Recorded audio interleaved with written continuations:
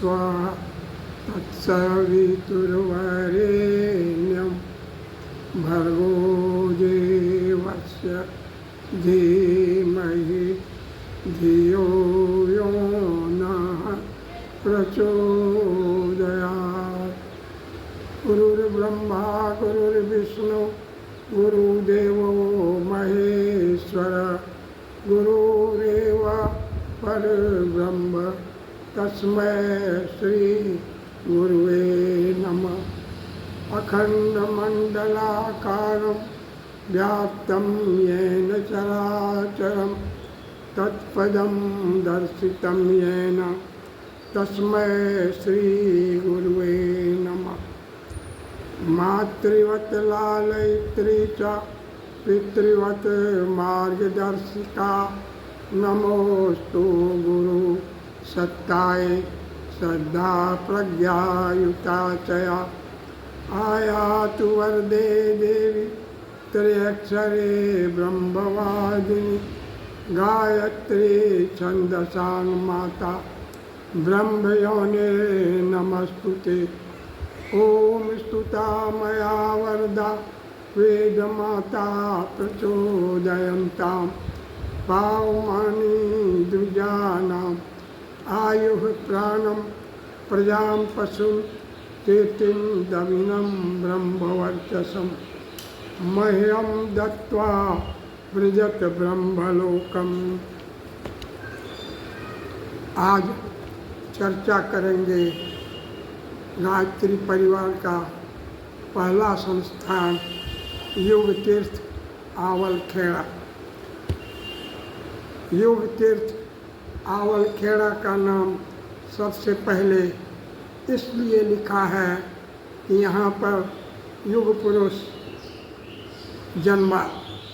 विक्रम संवत 1968 आश्विन कृष्ण त्रयोदशी तिथि के दिन ब्राह्म मुहूर्त में, जो अंग्रेजी तारीख 20 सितंबर 1911 के दिन आती थी, एक श्रीमंत ब्राह्मण परिवार में जहाँ धन की कोई कमी नहीं थी, पूरा परिवार संस्कारों से अनुप्राणित पिता भागवत के प्रकांड पंडित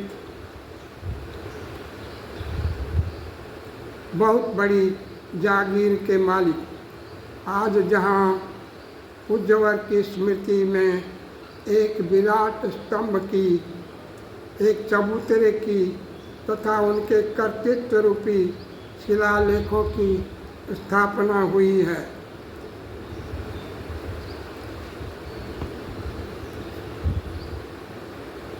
समीप वहीं पूज्यवर ने शरीर से जन्म लिया था। समीप बनी 2 कोठरियाँ जो काल प्रवाह के क्रम में गिर सी गई थी, जीर्णोद्धार कर वैसे ही निर्मित कर दी गई है जैसी उनके समय में थी। जन्मभूमि का कण-कण उस दैवी सत्ता की चेतना से अनुप्राणित है। उनके हाथ से खोदा कुआं, जिसे पूरे गांव का एकमात्र मीठे जल वाला कुआं माना गया, वह अभी भी है। उनके हाथ से रोपा नीम का पेड़ एवं वह बैठक जहाँ स्वतंत्रता संग्राम के दिनों में सब बैठकर चर्चा करते थे, आज भी उन दिनों की याद दिलाते हैं। पास में ही 2 कोठरियाँ हैं, जिनमें से एक कक्ष में वह स्थान है जहाँ दीपक के प्रकाश में से सूक्ष्म शरीरधारी गुरु सत्ता प्रकट हुई थी तथा जिसने उनके जीवन की दिशा धारा का सन 1926 के बाद के क्रम का निर्धारण कर दिया था। यह सब देखकर मस्तिष्क पटल पर उभर आता था। जिसे गुरु सत्ता ने कभी देखा था जो गायत्री परिवार की स्थापना का मूल आधार बना। आवल खेड़ा में ही उनकी माता जी की स्मृति में स्थापित माता दान कुंवरी इंटर कॉलेज है, जो उनके द्वारा दान में दी गई जमीन पर प्रदत्त धनराशि द्वारा विनिर्मित है। सन 1963 से चल रहे इस इंटर कॉलेज से कई मेधावी छात्र निकलकर आत्मनिर्भर बने हैं, वह उच्च पदों पर पहुँचे हैं। सन 1979-80 में गायत्री शक्तिपीठ एवं कन्या इंटर कॉलेज की स्थापना का ताना बाना बुना जाने लगा, जो अब एक विशाल शक्तिपीठ तथा आसपास के 200 ग्रामों की बालिकाओं के पठन पाठन की व्यवस्था करने वाले, उन्हें सुशिक्षित, संस्कारवान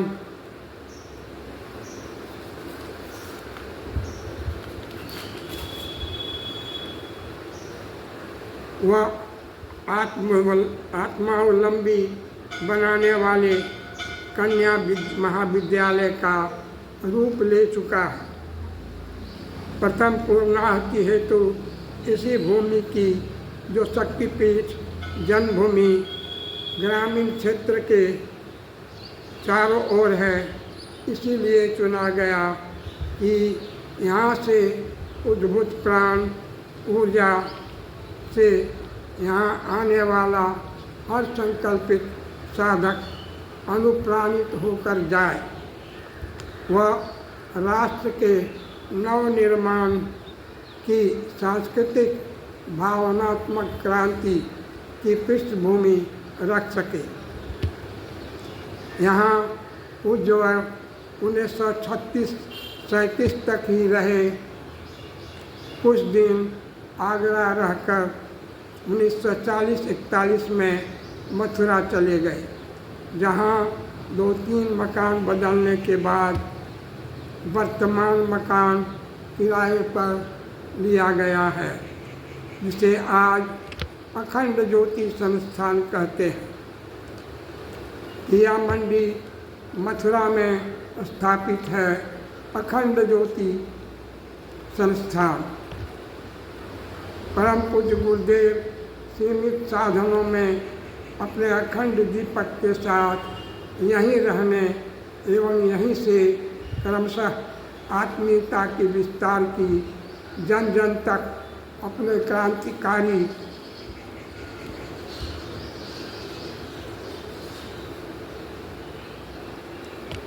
चिंतन के विस्तार की प्रक्रिया अखंड ज्योति पत्रिका, जो आगरा से ही प्रारंभ कर दी गई थी, गायत्री चर्चा स्तंभ व अन्य लेखों की पंक्तियों के माध्यम से संपन्न होने लगी। व्यक्तिगत पत्रों द्वारा उनके अंतःस्थल को स्पर्श कर एक महान स्थापना का बीजारोपण होने लगा। यहाँ पर अगणित दुखी तनावग्रस्त व्यक्तियों ने आकर उनके स्पर्श से नए प्राण पाए तथा उनके मार्गदर्शन व परम वंदनीय माता जी के हाथों से भोजन प्रसाद पाकर उनके अपने होते चले गए। हाथ से बने कागज़ पर छोटी ट्रेडल मशीन द्वारा यहीं पर अखंड ज्योति पत्रिका छापी जाती थी। वह छोटी छोटी किताबों द्वारा लागत मूल्य पर उसे निकलने योग्य खर्च निकलता था। बगल की एक छोटी सी कोठरी में जहाँ अखंड दीपक जलता था, आज पूजा घर में निर्मित है। पूरी बिल्डिंग को खरीदकर एक नया आकार व मजबूत आधार दे दिया गया है, किंतु यह कोठरी अंदर से वैसी ही रखी गई है जैसी कि उज्ज्वल के समय में 1942-43 में रही होगी। तब से लेकर आगामी 30 वर्ष का साधना काल, लेखन काल पूज्यवर का इसी घिया मंडी के भवन में छोटी छोटी 2 कोठरियों में गहन तपश्चर्या के साथ बीता। तपोभूमि निर्माण की पृष्ठभूमि यहीं बनी। सन 1958 में सहस्त्र कुंडीय यज्ञ की आधारशिला यहीं रखी गई। यहीं सारी योजना बनी एवं विधिवत गायत्री परिवार बनता चला गया। रोज आने वाले पत्रों को स्वयं वंदनीय माताजी पढ़ती जाती थी एवं गुरुदेव उसका जवाब लिखते जाते। यही शुद्ध संबंधों के सुदृढ़ बनने का आधार बना। हर परिजन को 3 दिन में जवाब मिल जाता, शंका समाधान होता चला जाता एवं देखते देखते एक विराट गायत्री परिवार बनता चला गया। गायत्री महाविज्ञान के तीनों खंड, युग निर्माण परक साहित्य, आस ग्रंथों के भाष्य का अंतिम आकार देने का कार्य यहीं संपन्न हुआ। जन सम्मेलनों, छोटे बड़े यज्ञों एवं 1008 कुंडी 5 विराट यज्ञों में उज्ज्वल यहीं से गए एवं विदाई सम्मेलन की रूपरेखा बनाकर अस्थायी रूप से सन 1971 की 20 जून को विदा लेकर चले गए। इस संस्थान के कण कण में आज 10 लाख से अधिक संख्या में हिंदी साहित्य, सभी भाषाओं में अखंड ज्योति पत्रिका के प्रकाशन, विस्तार, डिस्पैच आदि का विराट तंत्र स्थापित है। परम पूज्य गुरुदेव की चेतना संव्याप्त अनुभव की जा सकती है। भले ही बहिरंग का कलेवर बदल गया हो, अंदर प्रवेश करते ही परम पूज्य गुरुदेव व वंदनीय माता जी के सतत विद्यमान प्राण चेतना के स्पंदन यहाँ विद्यमान है। यह प्रत्यक्षतः देखा जा सकता है। वहीं पर जन जन की स्वास्थ्य सेवा के लिए अखंड ज्योति परमार्थिक औषधालय का शुभारंभ किया गया है। इसमें आयुर्वेदिक, होम्योपैथिक, एलोपैथिक, नेत्र चिकित्सा, योग, आसन, प्राणायाम, फिजियोथेरेपी, एक्यूप्रेशर, पैथोलॉजी आदि की सुविधाएं उपलब्ध हैं। अब आगे गायत्री परिवार की अन्य संस्थानों के बारे में चर्चा किया जाएगा। धन्यवाद।